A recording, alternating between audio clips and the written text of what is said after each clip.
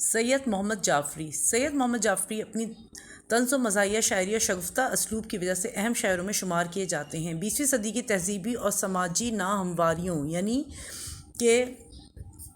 جو طبقاتی فرق پایا جاتا تھا اس زمانے میں، اور جو اونچ نیچ تھی، جو بیرہ روی تھی، جو معاشرے میں برائیاں تھیں، ان برائیوں کو انہوں نے اپنی طنز و ظرافت کا نشانہ بنایا ہے۔ انہوں نے معاشرے کے عدم توازن یعنی کہ توازن نہیں تھا، کوئی غریب ہے تو غریب ہے بہت، جو امیر ہے تو امیر ہے، اس پر کھل کر لکھا ہے۔ ان کے بارے میں کہا جاتا ہے کہ اکبر الہ آبادی کے بعد اردو شاعری کی تاریخ میں کوئی قابل ذکر نام اگر نظر آتا ہے اور جسے بجا طور پر اکبر جیسا بڑا شاعر کہہ سکتے ہیں تو وہ سید محمد جعفری ہیں۔ ان کی تصانیف میں شوخی تحریر ہے جو ان کی وفات کے بعد شائع ہوا، پھر اس کے بعد مجموعہ تیر نیم کش 2007 میں منظر عام پر آیا۔ شاعری کے موضوعات اکبر الہ آبادی کے بعد سید محمد جعفری کو اردو کی طنزیہ اور مزاحیہ شاعری کا اہم نام سمجھا جاتا ہے، جنہوں نے معاشرے کی ناہمواریوں کے بارے میں کھل کر لکھا۔ 1950 سے 1970 کے درمیان جو کچھ بھی انہوں نے لکھا اسے ان کی بہترین شاعری کہنا چاہیے۔ ان کی بیشتر نظمیں اسی زمانے کی یادگار ہیں۔ اس سارے عرصے میں پاکستان اور پاکستان کی سماجی زندگی میں حکومت اور سیاست اور مذہب و ثقافت کے حوالے سے جتنی گمراہیاں، ناانصافیاں، بدعنوانیاں، سختیاں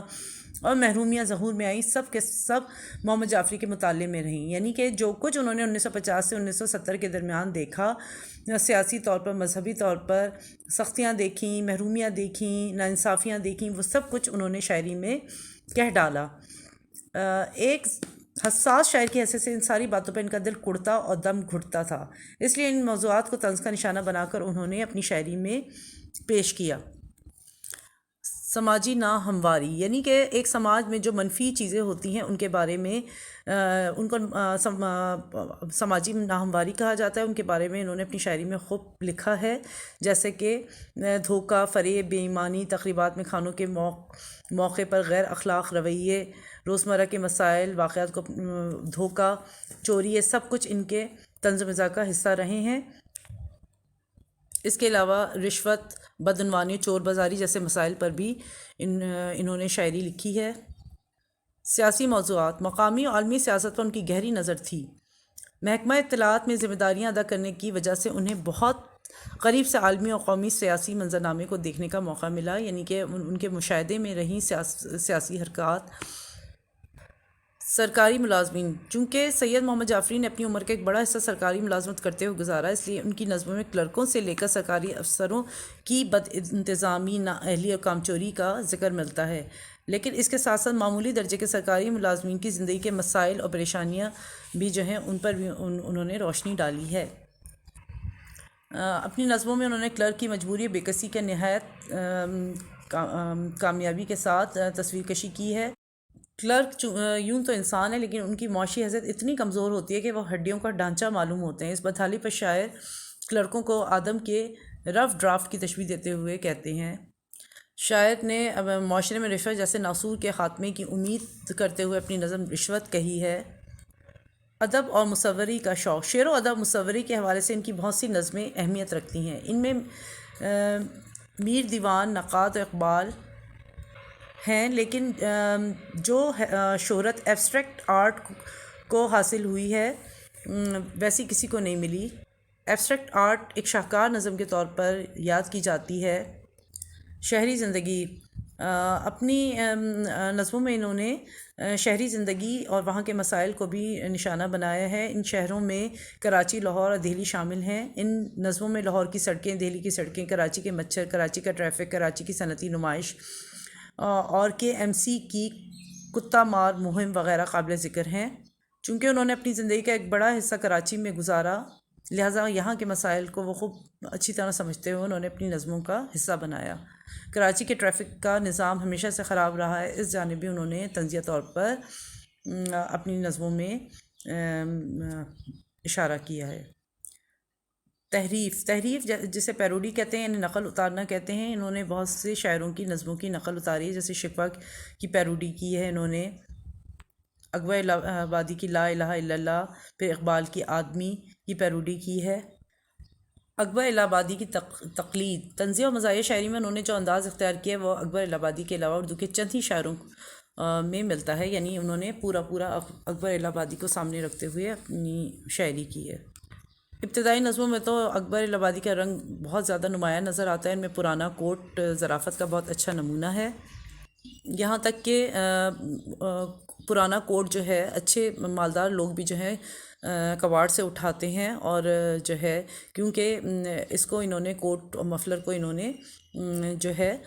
غلامانہ ذہنیت کی نفسیات قرار دیتے ہوئے کہا ہے کہ آج بھی ہمارے معاشرے کا انسان جو ہے مروب ہے مغربی معاشرت سے، اور کوٹ اور پہن کر وہ فخر محسوس کرتا ہے، پرانا کوٹ خرید کے پہن کر وہ فخر محسوس کرتا ہے، چاہے وہ امیر ہو یا غریب۔ قادر الکلامی یعنی کہ وہ گرفت رکھتے ہیں الفاظ پر، اور جو ہے ایک جو ہے وزن پایا جاتا ہے ان کی غزلوں میں، اور جادوئی اثر رکھتی ہیں، یہاں تک کہ اپنی غزل میں حقلے آدمی کی گفتگو کو بھی انہوں نے نہایت فنکاری سے پیش کیا ہے۔ ایبسٹریکٹ آرٹ جو ہے ان کی شاہکار نظم ہے جو کہ شوخیہ تحریر سے لی گئی ہے۔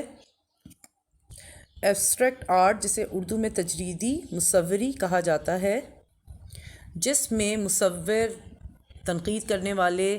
ماہرین اور عوام کے تاثرات کو شاعر نہایت مزاحیہ انداز میں پیش کر سکتا ہے۔ تجریدی آرٹ کے بارے میں مختلف آراء۔ سید محمد جعفری کو رنگوں اور آرٹ سے گہری دلچسپی تھی، انہوں نے آرٹ کی نہ صرف تعلیم حاصل کی تھی بلکہ آرٹ کو زندگی سے جوڑ کر سمجھنے کی کوشش بھی کی تھی، یعنی وہ ایک مصور بھی تھے اور وہ مصوری کو زندگی سے نزدیک جانتے تھے۔ ادب اور مصوری میں تجریدی انداز، پھر انہوں نے کیونکہ وہ شاعر بھی تھے تو انہوں نے ادب اور مصوری کو اکٹھا کیا تجریدی انداز میں اور اپنی نظموں کا موضوع بنایا۔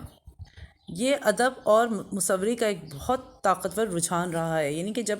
ادب و مصوری کو ملا دیا گیا تو جو چیز نکل کے آئی وہ بہت طاقتور تھی، جس میں علامتوں، استعاروں اور کنایوں کے ذریعے پیغام واضح کیا جاتا ہے۔ اس قسم کی شاعری یا مصوری کا کوئی ایک مفہوم نکالنا مشکل ہوتا ہے، یعنی کہ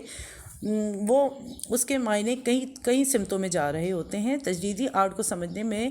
جو مشکلات پیش آتی ہیں اس جانب اشارہ کرتے ہوئے شاعر کہتے ہیں کہ جس تصویر کو مصور اپنے محبوب کا نقش قرار دے رہے تھے اسے نمائش میں موجود افراد ایک مٹی کا گھڑا سمجھ رہے تھے، یعنی جس طرح مصور تصویر میں کہنا کچھ چاہ رہا ہوتا ہے اور سمجھنے والا کچھ اور سمجھتا ہے، اسی طرح ایبسٹریکٹ آرٹ میں شاعر کہنا کچھ چاہ رہے ہیں اور پڑھنے والا کچھ اور سمجھ رہا ہے، یعنی کہ اشارہ کسی اور طرف ہوتا ہے اور معنی کچھ اور ہوتے ہیں، بالکل اسی طرح جس طرح محاورہ جو ہے اس کے ظاہری معنی کچھ اور ہوتے ہیں اور اندرونی معنی کچھ اور ہوتے ہیں، اسی طرح تجریدی آرٹ میں شاعر کسی طرف اشارہ کرنا چاہ رہا ہوتا ہے لیکن پڑھنے والا جو ہے وہ کچھ اور سمجھ لیتا ہے، یعنی کہ آپ اصل مقصد شاعر تک پہنچنا بڑا مشکل ہو جاتا ہے، لیکن یہ شاعر کی خوبی ہے کہ وہ اپنا اصل مقصد اپنی تجریدی آرٹ کے ذریعے بیان کر دے۔ عوامی رائے۔ شاعری میں یہ رجحان دراصل جدید مصوری کے ذریعے آیا۔ جدید مصوری میں ایبسٹریکٹ آرٹ یا تجریدی مصوری کا رواج خاصا مشہور ہے، یعنی کہ مصوری ایسی کی جائے کہ شاعر کچھ اس میں دکھانا چاہ رہا ہے لیکن نظر کچھ آئے۔ نمائش کے لیے اس کی بڑی بڑی گیلریاں سجائی جاتی ہیں، ان تصویروں کو جو لوگ دیکھنے جاتے ہیں عام طور پر انہیں کچھ سمجھ نہیں کہ ان تصویروں کے ذریعے کیا پیغام دیا گیا ہے۔ ایسے فنپاروں میں موجود ٹیڑھی ترچھی لکیریں اور جا بجا بکھرے مختلف رنگوں کے دھبے کس پیغام کو ظاہر کرتے ہیں، ان تصویروں کا حسن اور انفرادیت کس بات میں پوشیدہ ہے۔ اس کے باوجود ایسی نمائش کا افتتاح کرنے والے بزرگ سے لے کر عام شائقین بھی ان فنپاروں کی داد دیتے نہیں سکتے۔ سید محمد جعفری نے اس نظم میں ایبسٹریکٹ آرٹ میں جہاں مصور اور عام افراد کی رائے پیش کی ہے، وہیں نظم کے بڑے حصے میں تجریدی آرٹ کے نقادوں کی رائے بھی پیش کی ہیں، یعنی کہ تجریدی آرٹ پہ جو تنقید کرتے ہیں اور رائے رکھتے ہیں تنقیدکار، ان کی رائے بھی پیش کی گئی ہے۔ نظم کا حصہ نہایت دلچسپ اور توجہ طلب ہے۔ شاعر نے کہانی کے انداز میں تجریدی آرٹ کی نمائش کا ذکر کرتے ہوئے پہلے اپنی ناسمجھی کا اعتراف کیا ہے، یعنی کہ وہ ذکر کر رہے ہیں تجریدی آرٹ کا جس میں تصویریں کہتی کچھ ہیں اور نظر کچھ آتی ہیں، یعنی اس میں شاعر کچھ کہنا چاہ رہا ہوتا ہے اور سمجھنے والا کچھ اور سمجھتا ہے۔ اس کا ذکر کیا ہے تجریدی ایبسٹریکٹ آرٹ میں، کیونکہ اپنا شاعر جو ہے اپنی ناسمجھی کا اعتراف کیا ہے۔ پھر تجریدی آرٹ کے معیارات کو جاننے کے لیے نقاد سے مکالمہ کیا ہے، یعنی کہ جو بڑے بڑے نقاد جو تجریدی آرٹ کو سمجھتے ہیں ان سے بات چیت کر کے اس کو سمجھنے کی کوشش کی ہے کہ آخر یہ تجریدی آرٹ کیا بلا ہے، اور پھر ان نقاد سے مکالمے کرنے کے بعد ان کو جو جوابات ملے وہ ایک سے بڑھ کر ایک ہیں۔ شاعر نے یہاں طنز و مزاح سے بھرپور کام لیتے ہوئے نقاد کی آرا کو بڑے دلچسپ انداز میں پیش کیا، یعنی پہلے تو انہوں نے نقاد سے پوچھا ہے کہ یہ آخر تجریدی آرٹ کیا ہے اور یہ تصویریں کیا کہنا چاہ رہی ہیں، اور جب انہوں نے ان سے جو گفتگو کی ہے اور انہوں نے جو رائے دی ہے وہ رائے پھر انہوں نے طنز و مزاح کے انداز میں پیش کی ہے۔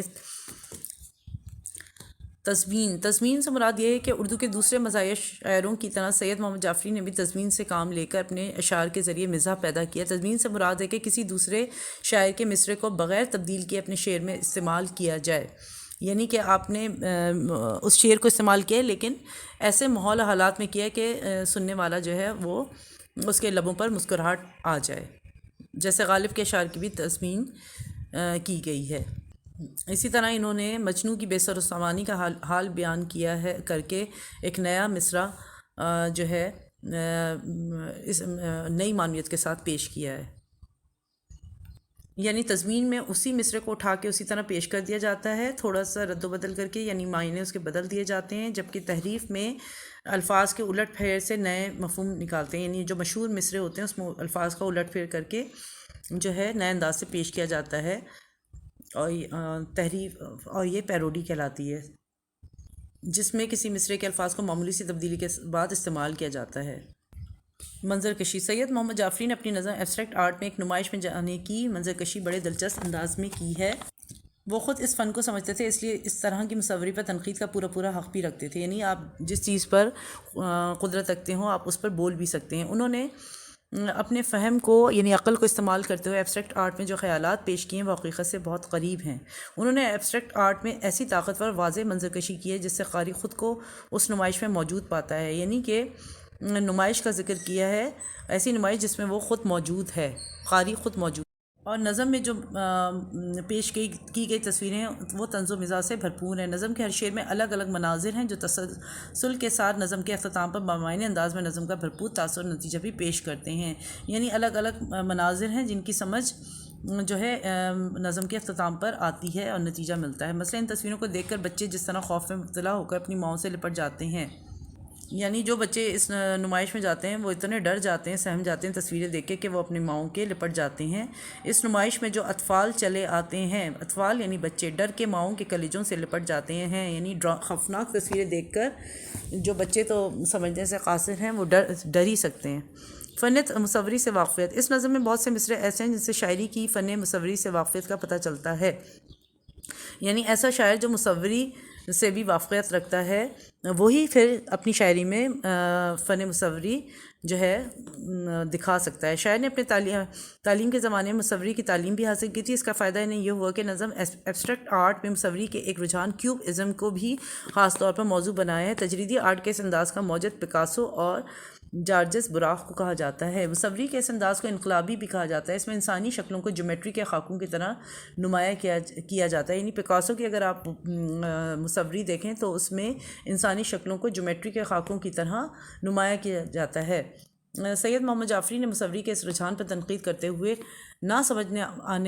سمجھ آنے والی آڑی ترچھی لکیروں پر بھی تنقید کی ہے، طنز و مزاح کیا ہے۔